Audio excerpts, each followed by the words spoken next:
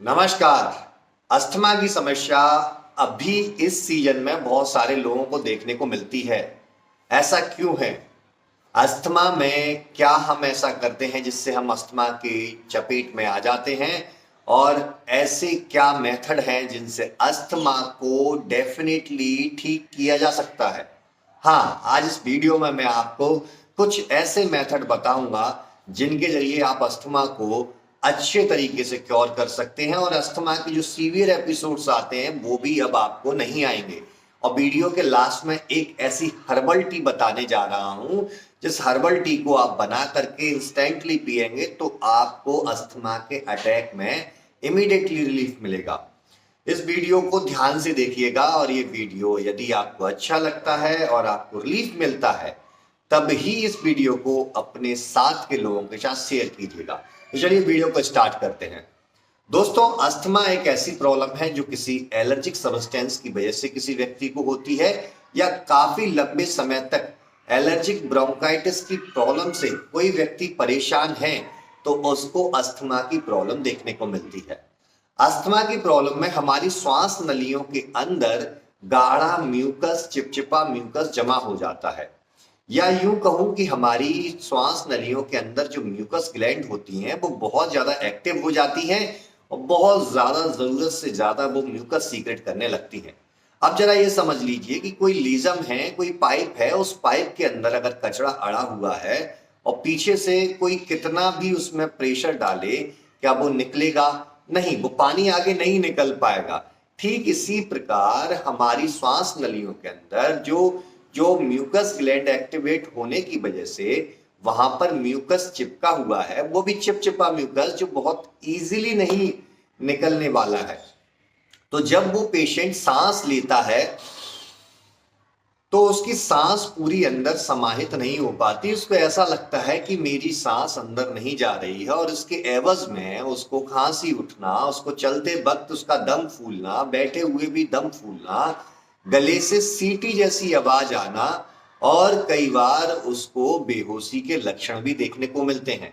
ये एपिसोड्स इतने सीवियर होते हैं कि ये कई ट्रिगर की वजह से भी होने लगते हैं, जैसे किसी को धूल की वजह से, किसी को मसाले की धस की वजह से, इनकी वजह से ये होने लगते हैं। यहाँ सबसे बड़ा रीजन जाता है बॉडी की इम्यूनिटी का वीक होना, हमारे लंग्स का वीक होना। अब यहाँ पर इतना तो आपने समझ लिया। अब मैं आपको कुछ मेथड बताने जा रहा हूं। मेथड्स को बहुत क्लियरली समझिएगा। आपको सिंपल सुबह के मॉर्निंग में जो शुद्ध ऑक्सीजन होती है उस समय पे आपको बैठना है आसानी से, और आपको दो तीन एक्सरसाइज बता रहा हूं वो करनी है। पहले तो आपको सांस लेनी है गहरी, रोक के रखना है और छोड़ना है। स्टार्टिंग की अवस्था में ऐसा करने में बहुत प्रॉब्लम आएगी, क्योंकि अस्थमा के पेशेंट को सांस रोकने में बहुत दिक्कत होती है, लेकिन पूरी ज्यादा नहीं, थोड़ा थोड़ा करना है। स्टार्ट कीजिए। डे बाय डे हम अपनी बॉडी में सुधार लाएंगे। हमें बीमारी से छुटकारा पाना है, इसलिए समय लगेगा, डेफिनेटली समय लगेगा, लेकिन हम इसे रिवर्स कर पाएंगे। तो आपको ये एक्सरसाइज, डीप ब्रीदिंग एक्सरसाइज करनी है। और फिर दूसरी एक्सरसाइज आती है हमारे यहां पर अनुलोम विलोम।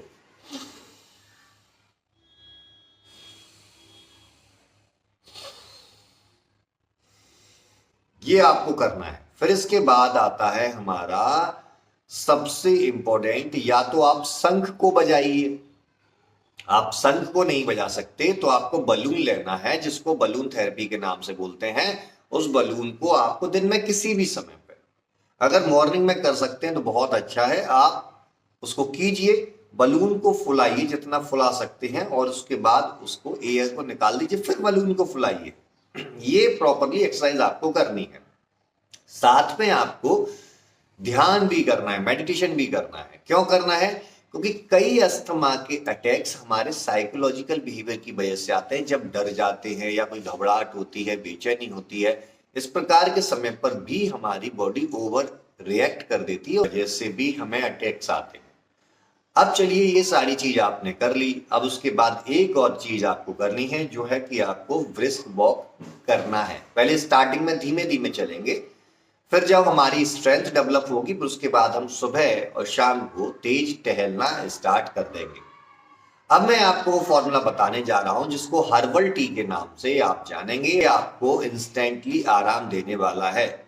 तो इसमें आपको क्या करना है, इसमें आपको आधा चम्मच किसा हुआ अदरक लेना है, आधा चम्मच किसा हुआ अदरक, और 2 चुटकी आपको हल्दी लेनी है, और 1 से 2 चुटकी के आसपास आपको दालचीनी पाउडर लेना है, और इसमें आपको 1/3 चम्मच मुलैठी लेनी है।